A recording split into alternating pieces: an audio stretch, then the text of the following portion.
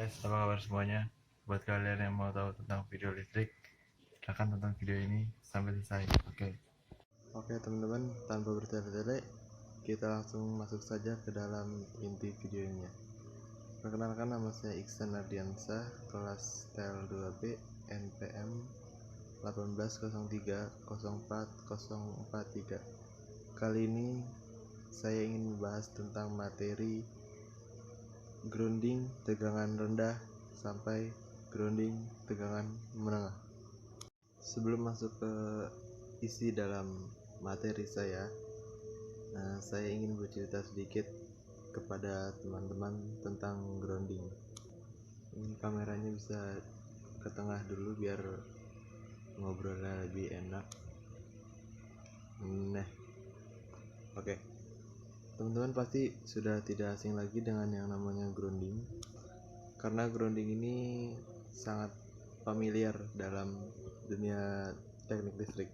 Oke, jadi grounding ini merupakan mudahnya grounding ini sebuah pengaman pada suatu instalasi listrik di rumah-rumah ataupun di jaringan industri yang tegangan menengah. Jadi grounding ini pada dasarnya semua dari tegangan menengah sampai tegangan rendah. Fungsi grounding ini sebenarnya hanya satu, untuk sebagai pengaman. Tapi ada beberapa fungsi lain, tetapi fungsi yang paling utamanya yaitu pengaman. Jadi kenapa sih grounding itu disebut pengaman? Jadi untuk pengertian mudahnya seperti ini. Jadi semua grounding mulai dari tegangan rendah hingga menengah itu pasti endingnya menuju ke tanah. Kenapa tanah?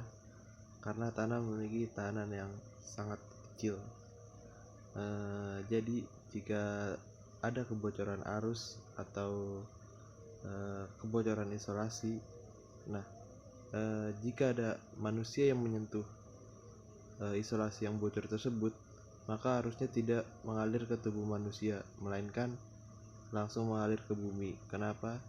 Karena pada dasarnya listrik itu akan mengalir ke tahanan yang lebih rendah, yaitu ke bumi.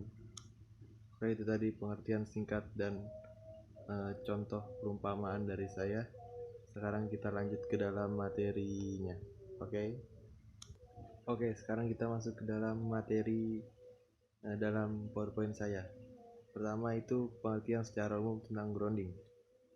Grounding atau penanahan adalah sistem penanahan yang terpasang pada suatu instalasi listrik yang bekerja untuk meniadakan beda potensial dengan mengalirkan arus sisa dari kebocoran tegangan atau arus dari sambaran petir ke bumi.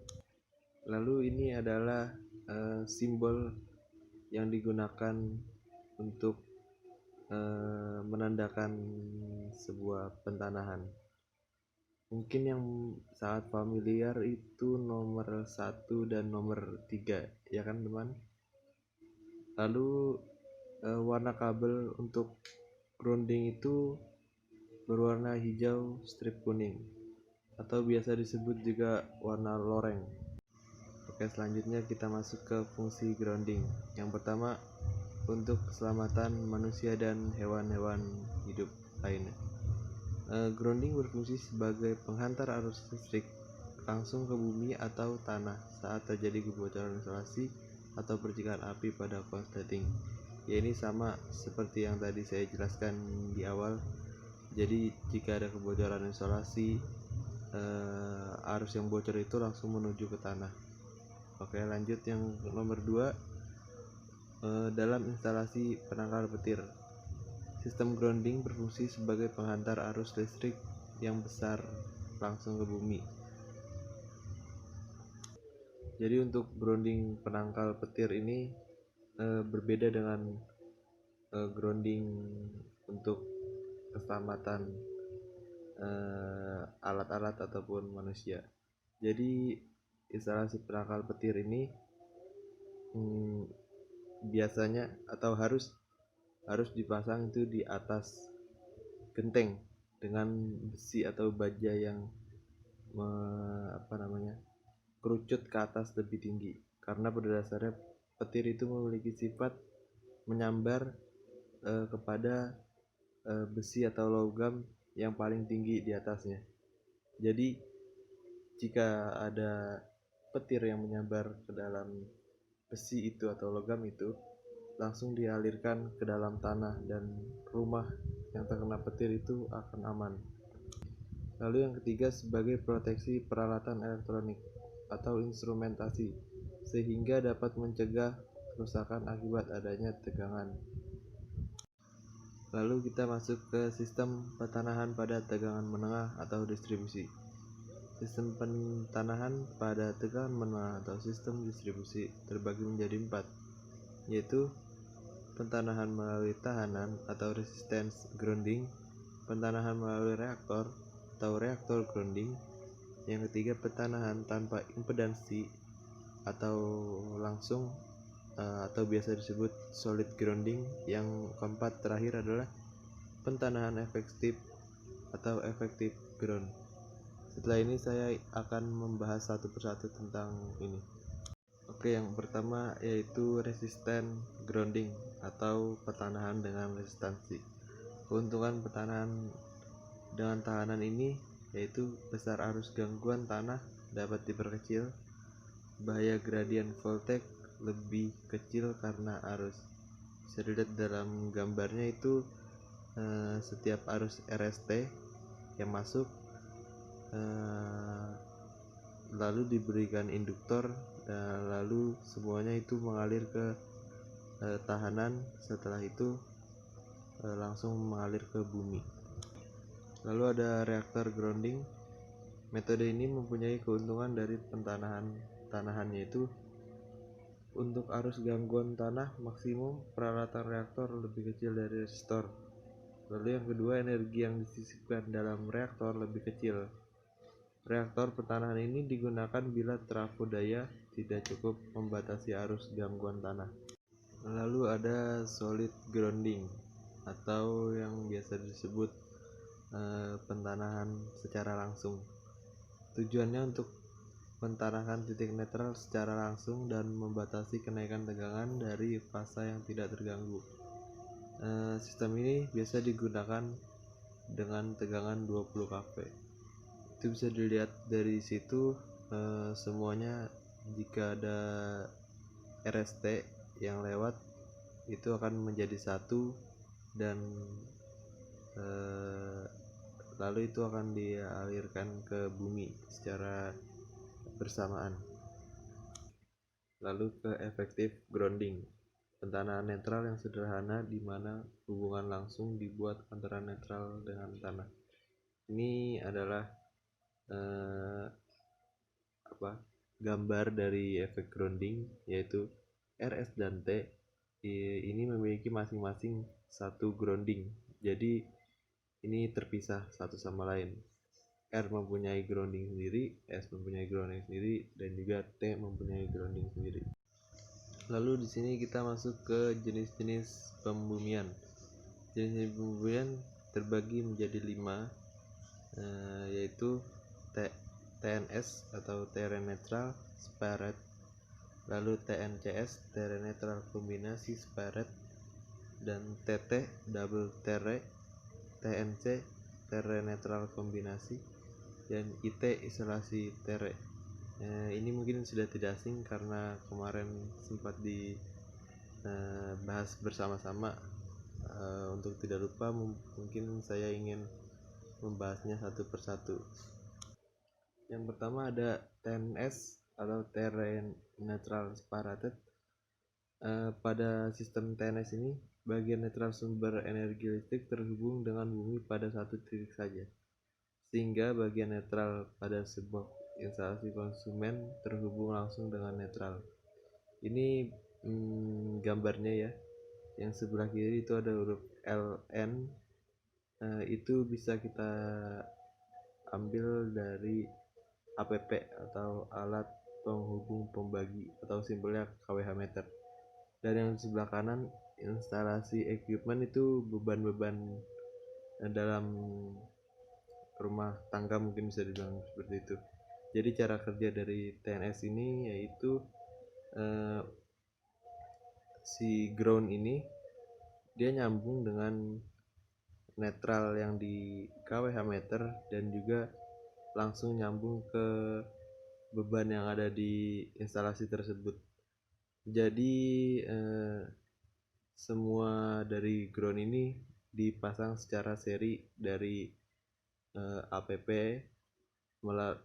menuju ke dalam bebannya. Jadi sumber ke buminya itu hanya satu melalui netral dari APP tersebut. Lalu TNCS atau Terrain Neutral Combined Separated, yaitu sebuah sistem TNCS memiliki saluran netral dari peralatan distribusi utama atau sumber listrik terhubung dengan bumi dan pembumian pada jarak tertentu di sepanjang saluran netral yang menuju ke beban. Ini gambarnya bisa kita umpamakan seperti gambar yang pertama, sebelah kiri itu sumber listrik atau APP atau gampangnya kWh meter.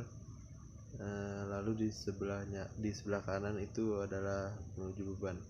Jadi pada sistem ini yang dimaksud yaitu pembumiannya itu tidak hanya satu di netral pada kWh meter. Berbeda dengan yang pertama itu hanya satu yang menuju bumi. Jika yang ini itu ada beberapa titik dengan jarak yang sudah ditentukan. Jadi setiap peralatan atau beban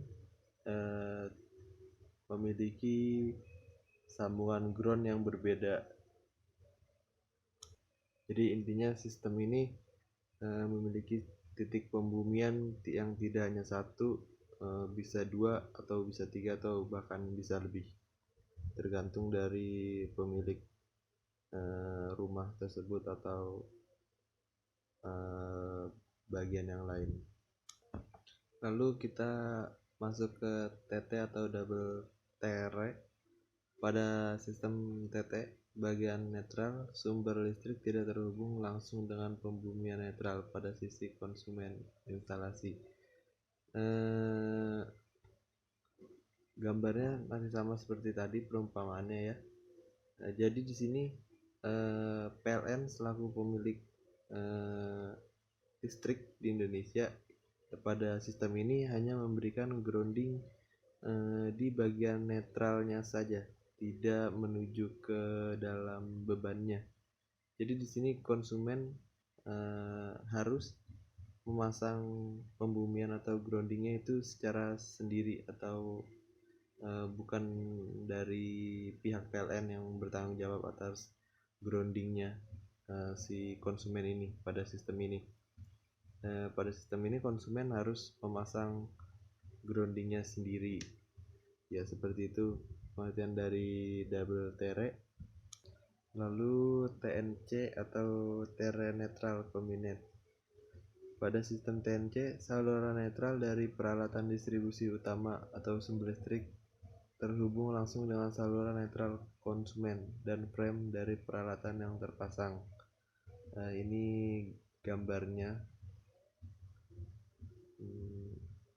bisa dilihat seperti ini gambarnya. Lalu IT atau isolasi TR. Dari huruf pertamanya itu I yang berarti isolasi. Pada sistem pembumian jenis IT ini, netralnya isolasi tidak terhubung dengan bumi. Jadi pada gambarnya di sini hampir mirip seperti double TR, tapi di sini PLN tidak memberikan ground sama sekali. Jadi groundingnya ini pure dipasang oleh konsumen. Jadi pada netral di sistem ini tidak ada grounding sama sekali. Ya, ini tadi adalah jenis-jenis dari groundingnya teman-teman.